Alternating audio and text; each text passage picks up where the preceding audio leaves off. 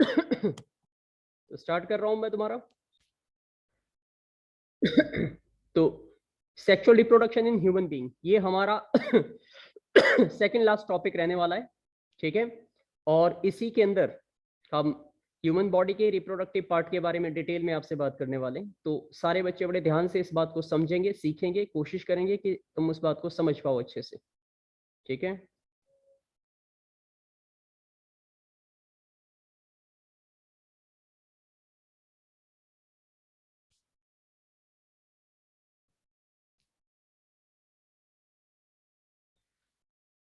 चलिए, तो look at the screen, अपनी स्क्रीन पे देखते रहिए।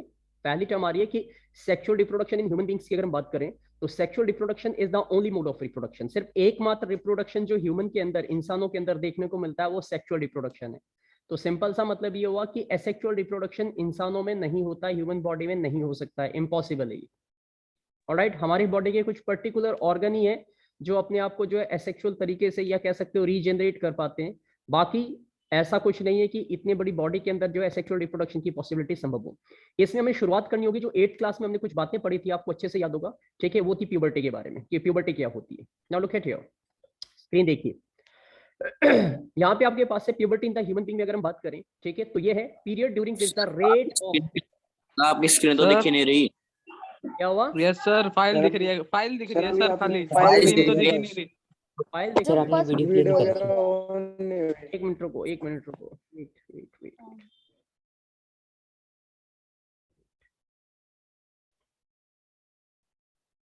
तो ओके, सामने देखिए, सेक्सुअल रिप्रोडक्शन में ये सबसे पहले बताया गया कि sexual reproduction is the only mode of reproduction. सिर्फ एकमात्र तरीका जो रिप्रोडक्शन का इंसानों में है वो सेक्सुअल रिप्रोडक्शन है, और उसी के बारे में हम यहाँ पे इस वाले स्लाइड के अंदर समझने की कोशिश करेंगे।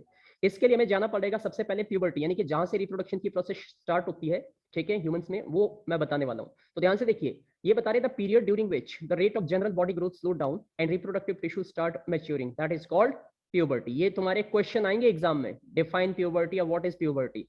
तो आप बोलोगे वो पीरियड, वो टाइम जब हमारे बॉडी का जो ग्रोथ है, ग्रोथ रेट, जो हमारी हाइट बढ़ रही है, वो तो स्लो डाउन हो जाता है, लेकिन बाकी जो आपका रिप्रोडक्टिव फेज है वो बहुत तेजी से उसकी डेवलपमेंट होनी शुरू होती है, क्योंकि सारी एनर्जी बॉडी की जो है वो रिप्रोडक्शन के मेच्योरिटी पे लगना शुरू हो जाती है।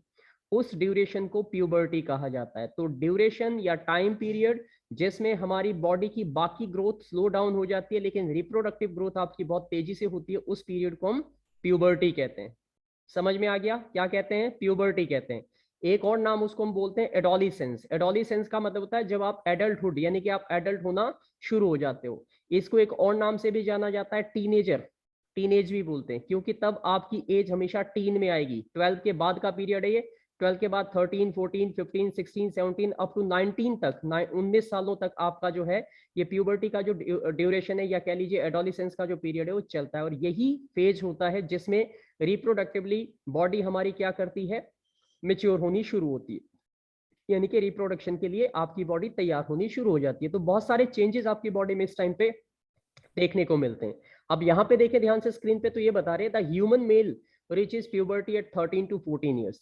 जो मेल होते हैं, ठीक है, उनका जो प्यूबर्टी स्टेज होता है वो 13 से 14 ईयर्स में स्टार्ट होता है, ध्यान दीजिएगा। जबकि फीमेल जो है वो लगभग 11 to 13 ईयर्स में इस फेज में एंटर करना शुरू करती है। तो आप सिंपल टर्म में ये समझ सकते हो कि फीमेल के अंदर जो प्यूबर्टी है वो अर्ली स्टार्ट होती है, जल्दी स्टार्ट हो जाती है, और मेल के अंदर ये जो है थोड़ी सी लेट, 2-3 साल गैप होता है। एंड इसी वजह से अगर आप देखोगे तो जो मैरिज की एज रखी जाती है मेल और फीमेल की, उनमें भी ये डिफरेंस देखने को आपको मिलेगा कि मेल की जो एज होती है वो 21 ईयर रखी जाती है, जबकि फीमेल की कितनी रखी जाती है, 18 ईयर्स रखी जाती है।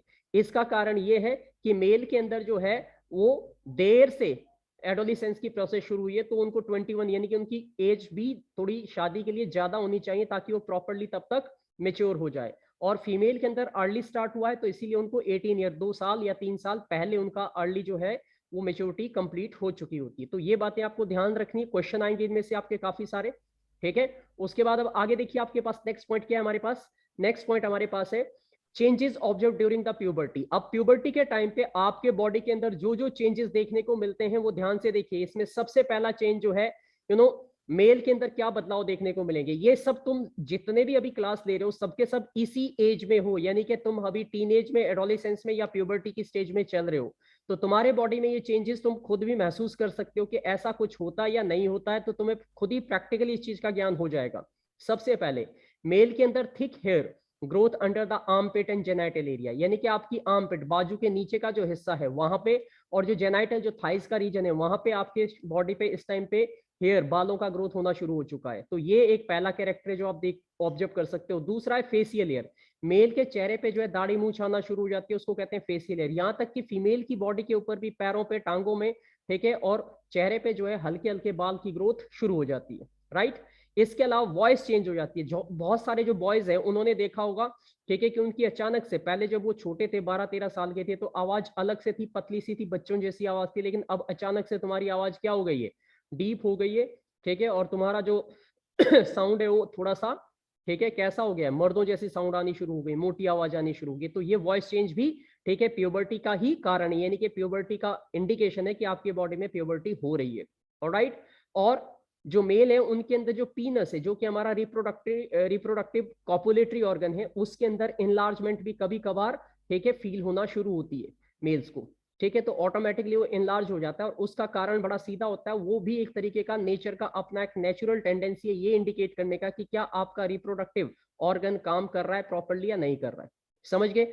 अब फीमेल के अंदर क्या क्या चीजें देखने को मिलेगी, फीमेल की बॉडी के अंदर सबसे इंपॉर्टेंट और मेन चीज जो देखने को मिलती है होती है मेंस्ट्रुएशन साइकिल स्टार्ट होती है उनकी। मेंस्ट्रुएशन साइकिल क्या होती है, मेंस्ट्रुएशन साइकिल का मतलब होता है हर 28 डेज के बाद फीमेल की बॉडी से ब्लीड होना शुरू हो जाता है, ब्लड निकलता है। वो ब्लड क्यों निकलता है, वो बड़ा इंपॉर्टेंट टॉपिक रहने वाला है। वो इसलिए निकलता है क्योंकि वही इंडिकेशन है कि वो फीमेल रिप्रोडक्टिवली मैच्योर हो गई है, यानी कि उसके बॉडी के अंदर मेल गैमेट की प्रोडक्शन शुरू हो गई है।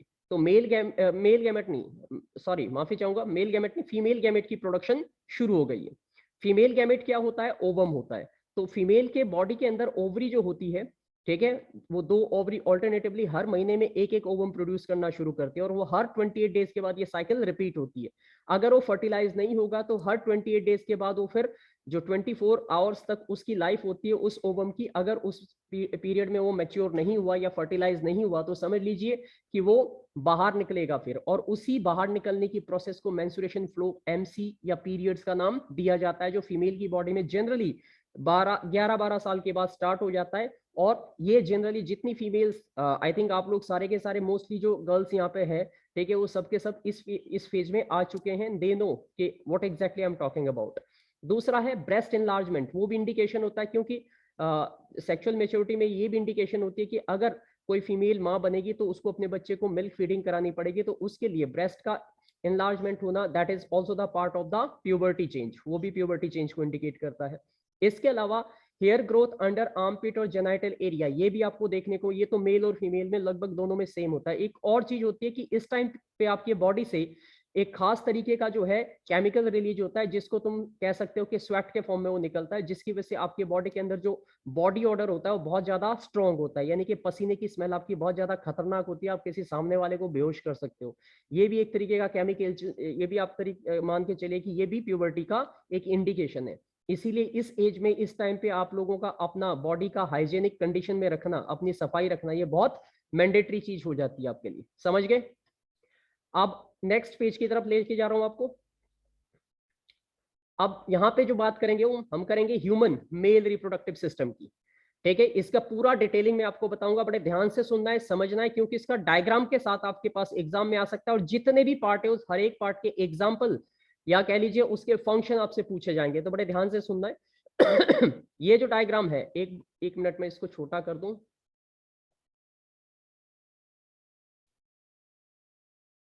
ओके, अब यहाँ पे ध्यान से देखिए, अगर आप ध्यान से देख पा रहे हो तो यहाँ पे आपको जो है ये मेल रिप्रोडक्टिव सिस्टम पूरे का पूरा नजर आ रहा होगा, दिखाई दे रहा है, सभी बच्चों को पूरा दिखाई दे रहा है। Yes sir. ओके, ठीक है, अगर स्क्रीन तुम्हें मिस होने लगे, आवाज ना आए तो मुझे प्लीज बता देना, ठीक है। ये जो आपको डायग्राम दिखाई दे रहा है बेटा, ये पूरे का पूरा डायग्राम, ये है मेल रिप्रोडक्टिव सिस्टम का डायग्राम। इसमें अगर तुम ध्यान से देखोगे तो सबसे पहले तो कि कौन कौन से पार्ट होते हैं मेल रिप्रोडक्टिव सिस्टम के, सबसे पहले आप देख पा रहे हो टेस्टिस, ये देखिए, ये टेस्टिस है, ठीक है। ये जो रीजन है जहां पे ये मेरा जो ब्राउजर का ये हिस्सा है घूम रहा है, एरो देख पा रहे हो आप मूव करता हुआ, ये टेस्टिस है। ओके, उसके बाद आता है आपका वास्ट डिफरेंस। वास्ट डिफरेंस आपको कहाँ दिखाई दे रहा है? ये वास्ट डिफरेंस है, लेबलिंग आप देख सकते हो साथ साथ। ये देखिए, ये टेस्टिस में से जो एक पाइप सी बाहर निकल रही है, इसको वास्ट डिफरेंस कहा जाता है। उसके बाद स्क्रोटम, जिसके अंदर ये टेस्टिस लोकेटेड होती है, जो बॉडी के बाहर हैंग करता है मेल के अंदर, इसे स्क्रोटम कहा जाता है, ये पाउच की तरह होता है। ओके, उसके बाद आता है यूरेथ्रा। यूरेथ्रा वाला रीजन ये है, ये पूरी लाइन जो यहाँ से आके ऐसे करके और यहाँ पे इस पीनस के थ्रू बाहर निकल रही, इसे यूरेथ्रा कहते हैं। मेल के अंदर जो यूरेथ्रा है वो दो चीजों को एक साथ कनेक्ट करता है। ये यूरिनरी ब्लैडर से भी कनेक्टिविटी आप देख पा रहे हो, ठीक है, और यहाँ से जो जहां से सेमन निकलेगा वो भी, तो ये दोनों कॉमन पैसेज होता है, ठीक है, एग्जिट करने का। लेकिन फीमेल के अंदर ये दोनों जगह अलग मिलेगी आपको, मैं डायग्राम आएगा तो आपको बताऊंगा। एपिडाइडाइमिस की बात करते हैं तो एपिडाइडाइमिस क्या है? ये रीजन है, ये वाला पोर्शन, इसके मैं फंक्शन भी बताऊंगा आपको कि हर एक का क्या फंक्शन है। ये एपिडाइडाइमिस है, जो व्हाइट रीजन आपको दिख रहा है टेस्टिस के जस्ट ऊपर। एंड पीनस, ये मस्कुलर ऑर्गन होता है, जो कॉपुलेटरी ऑर्गन माना जाता है मेल के अंदर, जिसके थ्रू, ठीक है, जो स्पर्म है वो फीमेल की बॉडी में ट्रांसमिट किए जाते हैं। तो this is known as the penis. अब रिप्रोडक्टिव ग्लैंड, बड़ा इंपॉर्टेंट पॉइंट है ये, आपको याद रखना, 3 रिप्रोडक्टिव ग्लैंड जो है मेल जो है वो रिप्रोडक्टिव सिस्टम में आपको देखने को मिलेगी। एक है प्रोस्टेट ग्लैंड। प्रोस्टेट ग्लैंड का लेबलिंग देखिए यहाँ पे, ये दिख रहा है आपको यहाँ पे, लोकेट हियर, ये प्रोस्टेट ग्लैंड का लेबलिंग आपको दिखाई दे रहा है। देन उसके बाद दूसरी नंबर पे जो ग्लैंड आती है उसको कहते हैं सेमिनल वेसिकल। तो सेमिनल वेसिकल आप ये देख पा रहे हो हियर, ठीक है, अपनी स्क्रीन को ध्यान से देखते रहिए, आप सारी बात समझ जाओगे, ठीक है। सेमिनल वेसिकल का लेबलिंग आपको यहाँ पे देखने को मिल रहा है। देन नेक्स्ट आता है आपके पास काउपर ग्लैंड। तो काउपर ग्लैंड कहाँ पे है? काउपर ग्लैंड ये है, ये वाली लेबलिंग काउपर ग्लैंड की है, जिसपे भी लेबलिंग होनी बाकी है। मैं थोड़ा सा आगे मूव करता हूँ, ये देखिए, ये काउपर ग्लैंड है आपका, काउपर ग्लैंड है, कॉपर ग्लैंड नहीं है। तो ये टोटल जो है, जो ह्यूमन मेल रिप्रोडक्टिव सिस्टम है, ये सारी की सारी उसके क्या है, ये पार्ट्स है। ध्यान से देखिए कितने पार्ट्स है। सबसे पहले आपके पास जो मेन पार्ट्स ऊपर आ जाते हैं, ठीक है, वो 6 है। Testis, vas deferens, scrotum, urethra, epididymis, penis. इनको बोलने की हैबिट डालनी है आपको। रिप्रोडक्टिव ग्लैंड कौन कौन सी है? प्रोस्टेट ग्लैंड है आपके पास, सेमिनल वेसिकल है और काउपर ग्लैंड है, राइट। उसके बाद हम नेक्स्ट पॉइंट पे बढ़ते हैं आगे। अब इनके एक एक करके मैं सबके फंक्शन आपको बताने वाला हूं, ध्यान दीजिएगा, सबके फंक्शन एक एक करके बताऊंगा मैं आपको। अपनी स्क्रीन पे नजर बनाए रखना और मेरी आवाज पे पूरा डिटेलिंग करते रहना। देखिए सबसे ऊपर आपको लिखा हुआ है टेस्टिस। टेस्टिस जो है ये है बेटा टेस्टिस, लेबलिंग आपको नीचे दिखाई दे रही होगी। ये जो आपको राउंड से कलर का एक स्ट्रक्चर यहाँ पे दिखाई दे रहा है, इसको हम टेस्टिस कहते हैं। और याद रखना ये 2 होती है मेल के अंदर, पेयर में होता है हमेशा।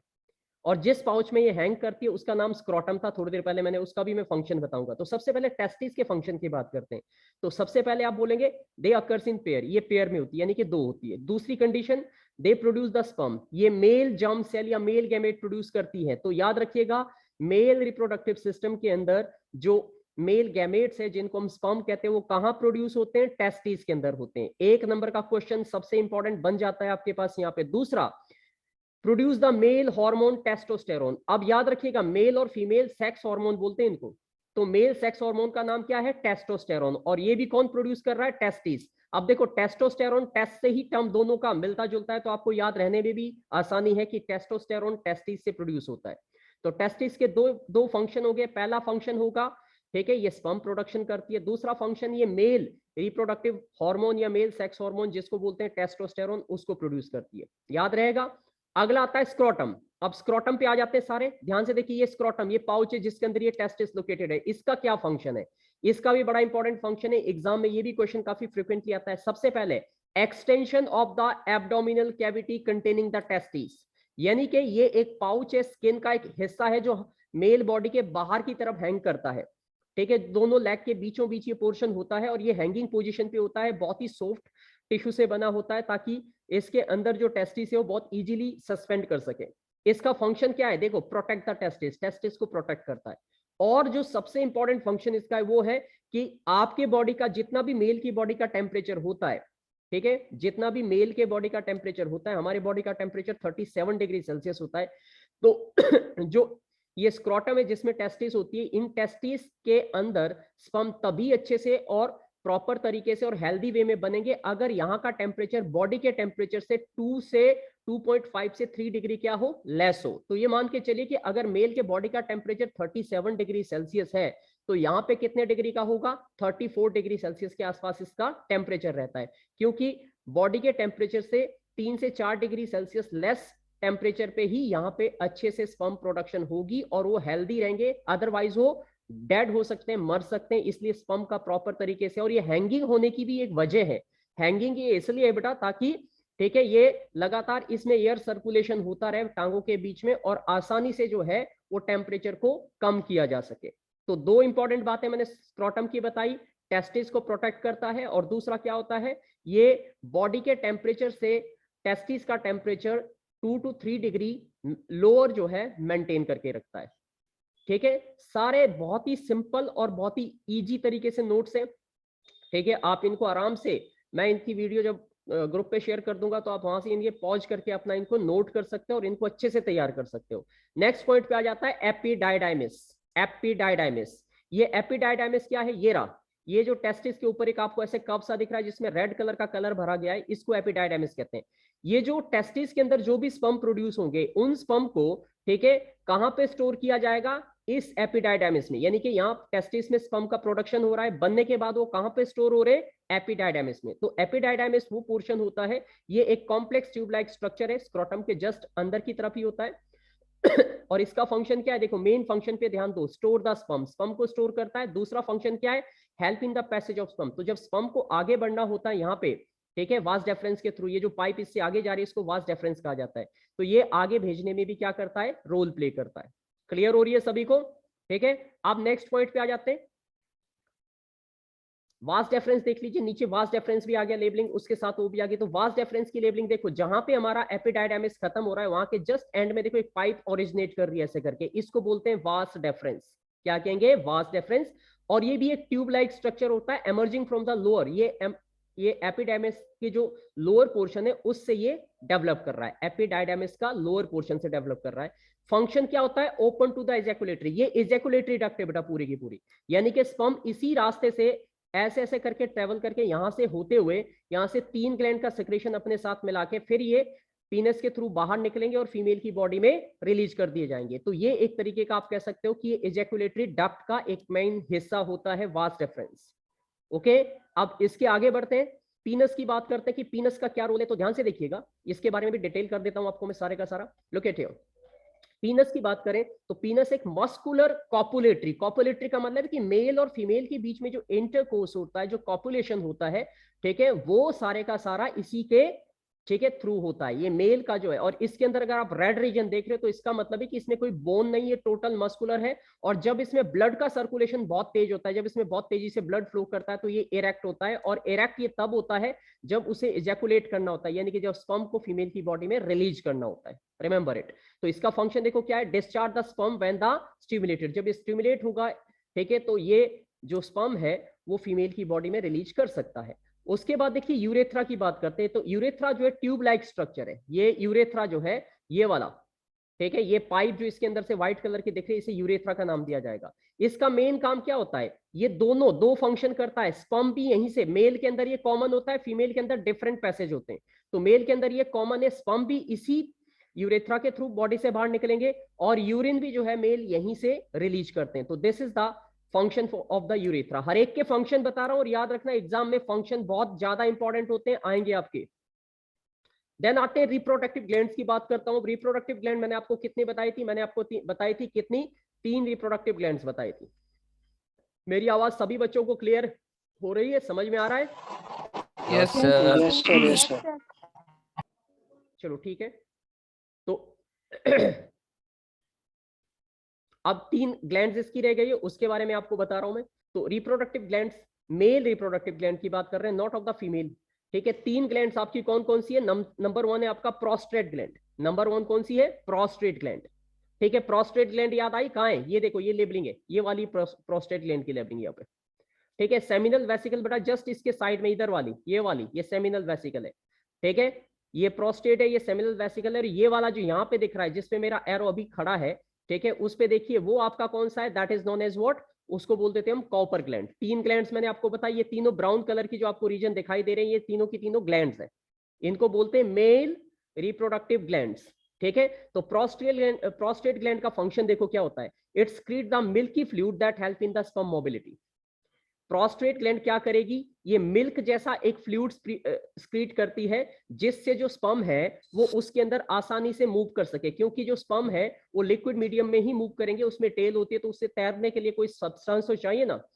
सेमिनल वेसिकल का फंक्शन क्या होता है, ये एक विस्कस मतलब शहद जैसा गाढ़ा एक फ्लूइड प्रोड्यूस करती है, ठीक है, जिसकी वजह से स्पर्म की मोबिलिटी यानी कि उनको लुब्रिकेशन मिलता है और स्पर्म आसानी से मूव कर पाते हैं।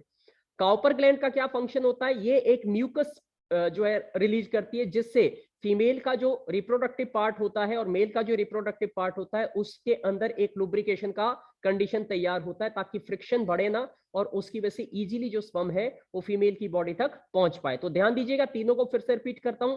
प्रोस्टेट ग्लैंड मिल्की फ्लूइड स्क्रीट करती है जो स्पर्म को क्या देता है, न्यूट्रिशन देता है, मोबिलिटी देता है।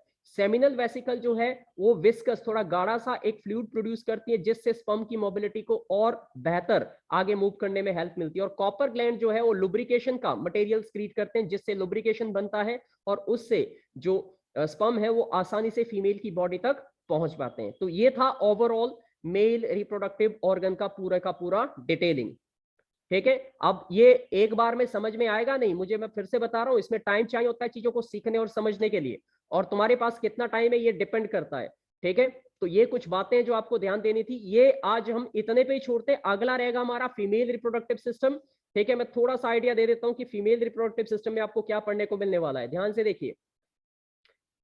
अच्छा, अभी तो बचा हुआ ये मेल का ही बचा हुआ है, इसका डिटेल बचा हुआ है, चलो इसको पूरा कर लेते हैं आज, ठीक है। तो अब देखिए सवाल है आगे हमारे पास कि how are the sperm produce, ये जो स्पर्म्स है ये प्रोड्यूस कैसे होते हैं, ध्यान से देखिएगा स्पर्म का प्रोडक्शन कैसे होता है। तो sperms are produce in the testis, अभी थोड़ी देर पहले हमने पूरे का पूरा डायग्राम लेबलिंग के साथ उसके फंक्शन की बात की। तो ये जो स्पर्म है वो प्रोड्यूस करती है टेस्टिस, अब याद करना पूरे का पूरा डायग्राम दिमाग में ले आओ, अभी थोड़ी देर पहले आपने देखा है। और टेस्टिस जब वो प्रोड्यूस करती है स्पर्म को तो वो कौन स्टोर करता है बेटा, एपिडाइडाइमिस में स्टोर होते हैं। एपिडाइडाइमिस में से वो कहां पहुंचते हैं, वास डेफरेंस के थ्रू जो एक उसकी ओपनिंग होती है, वास डेफरेंस उन्हें काम लेके जाता है एक इजैकुलेटरी डक्ट के थ्रू जो है आगे लेके जाता है और वहां पे सेमिनल वेसिकल, ठीक है, उसके अंदर से एक फ्लूइड उसमें कनेक्ट होता है जो उसको जो मिल्की कलर का होता है और वो क्या देता है, उसको मूवमेंट देता है, स्पर्म को मूवमेंट देता है। इजैकुलेटरी डक्ट के थ्रू फिर वो आगे बढ़ते हैं और फिर प्रोस्टेट ग्लैंड से जो है वो क्या मिलता है उसे एक, ठीक है, म्यूकस जैसा गाढ़ा मीडियम मिलता है जिससे उनकी मोबिलिटी और अच्छी हो जाती है। फिर वो यूरेथ्रा के थ्रू, हाँ क्या कह रहा है सर हाँ सर सेमिनल देता है वो, जिससे गाढ़ा होता है ना वो सेमिनल देता है, पीछे लिखा हुआ है। हाँ तो वही बात है, तीनों से फ्लूइड निकलते। ओवरऑल तो तुम्हें इतना याद रखना है, पहला मिल्की वाला सेमिनल वेसिकल से निकल रहा है, ठीक है, उसके बाद जो है प्रोस्टेट नहीं सर वो तो उससे निकलता है ना, प्रोस्टेट से निकलता है, मिल्की वाला मिल्की प्रोस्टेट से निकलता है सर। अच्छा ठीक है बेटा, मान ली तेरी बात, प्रोस्टेट से निकलता है। मतलब सिचुएशन ये कि 3 फ्लूइड निकलते हैं, इसमें से एक फ्लूइड मिल्की होता है, एक फ्लूइड क्या होता है, थोड़ा सा गाढ़ा होता है शहद की तरह, और एक कैसा होता है, लुब्रिकेटिंग होता है। और तीनों का फंक्शन होता है स्पर्म को आगे पहुंचाना, फीमेल की बॉडी तक पहुंचाना, ठीक है। तो ये कंडीशन है। तो ये पूरे का पूरा फ्लो चार्ट हो गया, तुम्हें वो डायग्राम दिमाग में रखना है और एक एक करके सारे के सारे पॉइंट को अब ये याद रखना है कि एपिडाइडाइमिस का क्या फंक्शन है, टेस्टिस का क्या फंक्शन है, वास डेफरेंस का क्या फंक्शन है, सेमिनल वेसिकल का क्या फंक्शन है, ठीक है। तो हर एक के आपको फंक्शन क्लियर होने चाहिए, बिकॉज ये फंक्शन एग्जाम में आपके एक एक दो नंबर में आएंगे। ये देखो यहाँ पे लेबलिंग को समझ लेते हैं अच्छे से, तो कहते हो ठीक है। अब ये वाला बताओ मुझे, ये वाली क्या थी, इसको बोलते हैं प्रोस्टेट ग्लैंड, ये वाला, ठीक है। ये थी कॉपर ग्लैंड, ये थी आपका सेमिनल वेसिकल। तो ये लेबलिंग आपको याद रखनी है, डायग्राम आपको आना चाहिए। इसका डायग्राम आपको अपनी नोटबुक पे स्कूल की कॉपी पे बनाना है, ड्रॉ करना है। मंडे से आपके स्कूल भी खुल रहे हैं, ठीक है, स्कूल आज ही खुल गए लेकिन मंडे से आपके परमानेंट खुल जाएंगे क्योंकि बहुत सारे स्कूलों में तो आज शुरू कर दिए। अब यहाँ पे देखिए ये डायग्राम भी सभी बच्चों को बनाना है बेटा, ध्यान से समझिए। ये डायग्राम देखो यहाँ पे, this is the diagram of the mail sperm, ठीक है, स्ट्रक्चर ऑफ द स्पर्म है ये। और ये डायग्राम 2 नंबर में एग्जाम में आता है आपका कि draw the well labelled diagram of male gamete कह सकते हो, स्पर्म कह सकते हो, ठीक है।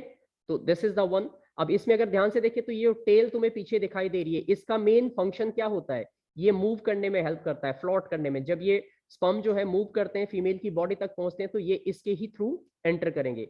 इसके अलावा mainly composed of the genetic material, ये किससे बने होते हैं, जेनेटिक मटेरियल, यानी कि यहाँ पे जेनेटिक मटेरियल है जो हम बार बार बात कर चुके हैं। यहाँ पे न्यूक्लियस है और इस न्यूक्लियस के अंदर क्या है, इस न्यूक्लियस के अंदर है आपके क्रोमोजोम। उन क्रोमोजोम के अंदर क्या है, 23 क्रोमोसोम है इसमें। कितने? 23। क्यों? 23 23 ये हैप्लॉइड है, मैंने आपको Haploid. बताया ना, हाफ नंबर ऑफ हैप्लॉइड, हाँ हाफ नंबर ऑफ क्रोमोसोम्स। हाँ ठीक है। तो 23 और 23 कहाँ मिलेंगे? 23 ओवम में होंगे। तो दोनों जब ये फ्यूज होंगे तो क्या होगा? फर्टिलाइजेशन, जो नई सेल बनेगी उसको 46. क्या कहेंगे? जायगोट कहेंगे। बात समझ में आ रही है सबको? जाएगा। जाएगा। डायग्राम सबको आना चाहिए। अच्छा, एक ये इंपॉर्टेंट चीज देखो, यहाँ पे मिडल में जो Yes, sir. पिंक से कलर के रीजन दिखाई दे रहा है, इसको ध्यान से देखिए। ये जो आपको पिंक से कलर के डॉट्स दिखाई दे रहे हैं, ये माइटोकॉन्ड्रिया है। ये क्या है? माइटोकॉन्ड्रिया। और ये माइटोकॉन्ड्रिया का काम क्या है आपको अच्छे से पता है, पहले चैप्टर में हम पढ़ चुके हैं। ये एनर्जी करेंसी होते हैं, Powerhouse ये of the energy, cell. Yes, they are creating the energy for the. तो इसको मूवमेंट के लिए आप काफी सारी एनर्जी चाहिए होती है। तो ये लगातार माइटोकॉन्ड्रिया क्या करते रहते हैं? एनर्जी प्रोड्यूस करते रहते हैं, ताकि ये जो स्पर्म है आगे मूव कर सके। बात समझ में आ गई आपको? ठीक है। तो 3 रीजन आपको याद रखने स्पर्म के हैं। पहला रीजन आपके पास है हेड बेटा, दूसरा होता है मिडल पीस, ये मिडल पीस ये वाला नेक रीजन को बोलते हैं, और तीसरा पार्ट इसका होता है टेल। तो ये लेबलिंग के साथ डायग्राम को कॉपी पे बना लेना है सभी बच्चों को। समझ गए? Yes Yes, sir. sir. Yes sir. तो बस आज हम यहीं तक रखेंगे, क्योंकि अब लगभग 1 मिनट का टाइम रह गया है ये वीडियो खत्म होने में, हो गया टाइम। मीटिंग में। तो उसके बाद बाकी का नेक्स्ट क्लास में देखेंगे। वो हम जो है वो, अब ये कौन है? आयुष, मैथ्स की क्लास का टाइम हो गया है। ठीक है, तो मैथ्स की क्लास लो, मैं अभी क्लास आपकी जो है वो रिलीज कर रहा हूँ। ठीक है। Okay sir. Thank you sir. कितने बच्चे आए हुए थे? Thank you, sir. 16 बच्चे। 1 मिनट रुको, सबके कैमरे ऑन करो, क्योंकि तुम्हारा फोटो क्लिक करूंगा मैं। उसके बाद ये स्कूल का जो टीचर्स का ग्रुप होता है, प्रिंसिपल मैम को भेजा जाता है डायरेक्टली। तो कैमरे सबके ऑन रखो। ये मानुष, इसका तो कुछ ऑन होता ही नहीं, पता नहीं क्या लेके बैठा हुआ है बेचारा।